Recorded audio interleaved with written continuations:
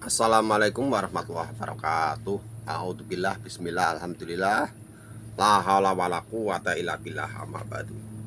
Teman-teman semuanya saya hormati, semoga kita senantiasa dalam keadaan sehat walafiat teman-teman ya. Amin. Perihal ya seandainya ada yang mengaku Allah ya teman-teman. Perihal seandainya ada yang mengaku aku Allah. Seandainya ada yang mengaku begitu teman-teman ya. Pertanyaan kita ya teman-teman, seandainya ada yang mengaku Allah itu mendasari apa gitu teman-teman ya. Mendasari apa? Apa ada ayatnya? Apa ada hadisnya ya teman-teman? Misalkan ada ayat, misalkan seseorang ilmunya yang sudah ma'rifatullah berarti dia Allah. Nggak ada ya yang ayat gitu teman-teman, nggak ada. Atau seorang yang ilmunya tinggi berarti dia Allah, nggak ada. Seorang yang telah kasaf, siapapun ya, barang siapa yang telah kasaf maka dia Allah, nggak ada juga ya gitu teman-teman ilmiah. Artinya juga nggak ada.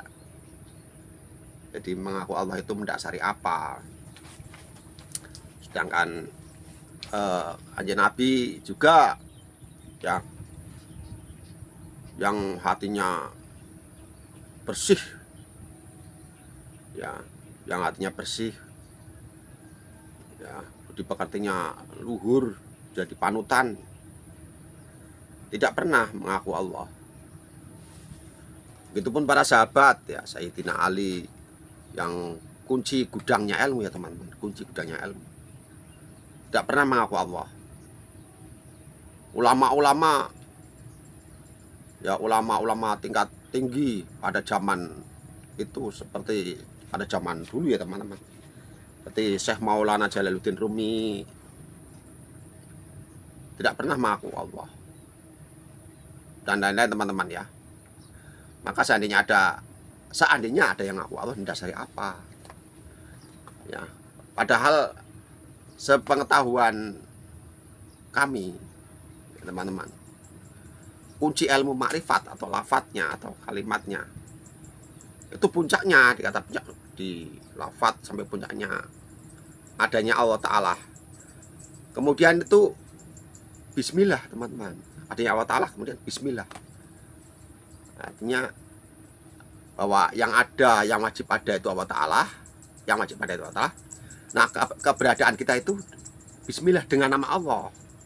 Bismillah dengan nama Allah teman-teman. Jadi bukan aku Allah, tapi bukan anak Allah ya teman-teman, tapi aku bismillah. Anak apa namanya saya nggak ngerti bahasa Arab, tapi aku bismillah, aku dengan nama Allah. Jadi dan semua wujud yang ada ini adalah memang wujudnya Allah. Artinya wujud itu haknya Allah, miliknya Allah, diwujudkan oleh Allah, diwujudkan dengan wujud yang sudah tersedia. Kalau Allah kan wujud tersedia ya, awal akhir. Dengan yang diwujudkan berbeda. Ini diwujudkan ya, hamba itu diwujudkan, hamba ya, ciptaannya, pancarannya, pengejawantahannya itu teman-teman. Kalau pengejawantahannya ya penampakannya karena ditampakkan itu teman-teman. Berbeda antara wujudnya Allah dengan Allah ya. Semua alam semesta sisinya itu wujudnya Allah, artinya wujud haknya Allah teman-teman. Berbeda diri yang bersemin di depan kaca, diri yang sejati dengan itu berbeda. Itu bayangan yang diadakan. Diri yang ada di dalam kaca itu bayangannya diri yang sejati yang diadakan ya, bayangan yang diadakan. Manakala itu dicabut, bayangan nggak ada. Manakala itu cerminnya disingkirkan, nggak ada ya teman-teman. Jadi kalau para wali dulu seperti dalam apa ya, diisukan ya teman-teman, mengaku Allah, menurut saya kok enggak. Beliau para wali, Syekh Siti Jenar, menurut saya dugaan saya enggak mengaku Allah.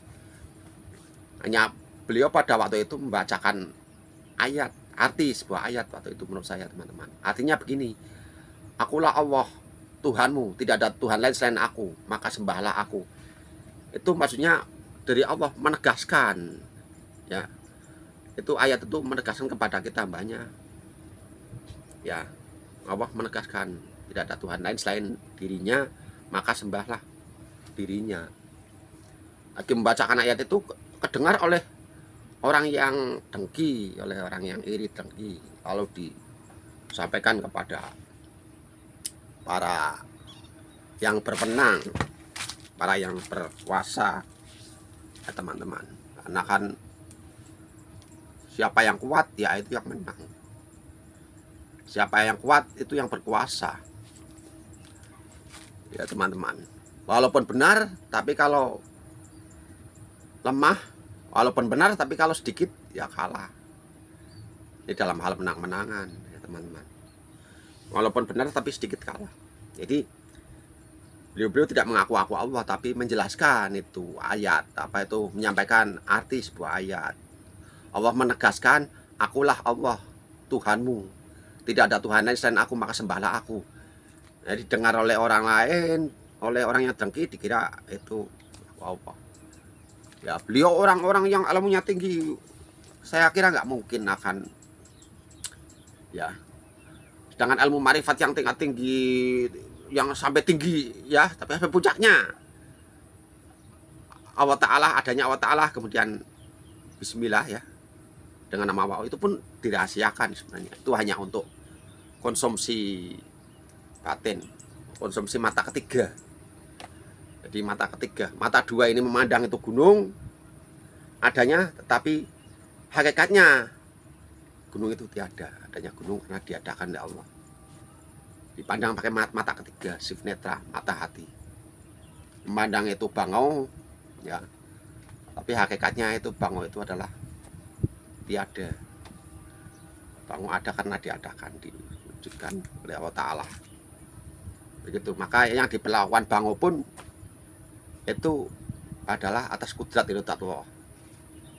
Nah, makanya kalau kata punya kuncinya, aku Bismillah, ya, berbahaya, bisa disalahgunakan karena nanti berbuat apapun tidak kena dosa katanya, anggapannya nggak kena dosa karena sudah mendapat kuncinya, sudah mendapat surat wasiatnya, surat kuasa dari Allah, sehingga apa yang dilakukan itu nggak kena dosa. Itu ada yang paham seperti itu teman-teman, tapi kita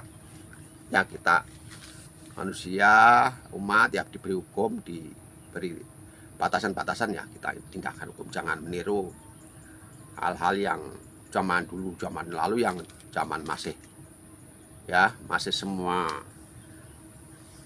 pakai ya teman-teman, pakai kekuatan. Zaman sekarang diatur pakai tatanan hukum, norma-norma agama, norma negara teman-teman, ya. Begitu teman-teman, ya. Siapa yang mengaku Allah, coba ciptakan nyamuk bisa enggak? Coba ciptakan lalat bisa enggak? Terus dasar dalilnya, ayatnya mana? Hadisnya mana? Begitu.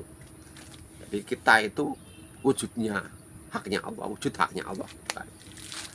Yang wajib ada, yang wajib wujud itu Allah. Nah, wujudnya kita adalah wujud yang diwujudkan. Begitu teman-teman, ya. Apabila ada tutur kata yang salah, saya mohon maaf. Wassalamualaikum warahmatullahi wabarakatuh.